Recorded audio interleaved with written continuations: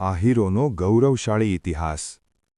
ભારતના ઇતિહાસમાં અનેક સમુદાયો આવ્યા અને ગયા, પણ કેટલાક સમુદાયો એવા છે જેમણે શૌર્ય, સંસ્કૃતિ અને સંઘર્ષથી પોતાનું અસ્તિત્વ બનાવ્યું। આજના વિડીયોમાં આપણે જાણીએ છીએ આહીરોનો ગૌરવશાળી ઇતિહાસ। આહીર એક પ્રાચીન યોદ્ધા અને પશુપાલક સમુદાય છે। આહીર શબ્દ અભીર પરથી આવ્યો હોવાનું ઇતિહાસકારો માને છે।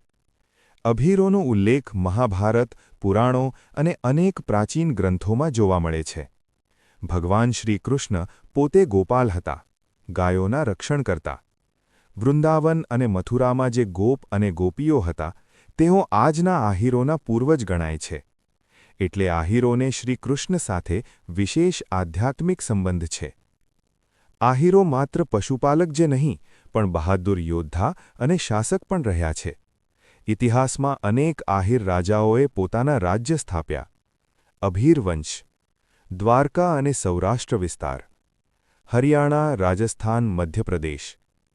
અભીર રાજાઓએ મથુરા પર પણ શાસન કર્યું હતું અને વિદેશી આક્રમણકારો સામે બહાદુરીથી લડાઈ લડી।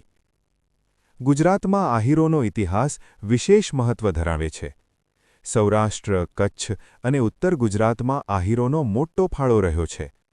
અહીંથી અનેક યોદ્ધા, રાજકારણી અને સમાજસેવી ઊભા થયા। આહીરોની લોક સંસ્કૃતિ ખૂબ સમૃદ્ધ છે। રાસ, ગરબા, ભજન, લોકવાર્તાઓ અને વીરગાથાઓ આ સમાજની ઓળખ છે। આજે આહીર સમાજ શિક્ષણ, વ્યવસાય, રાજકારણ અને સેનામાં આગળ વધી રહ્યો છે।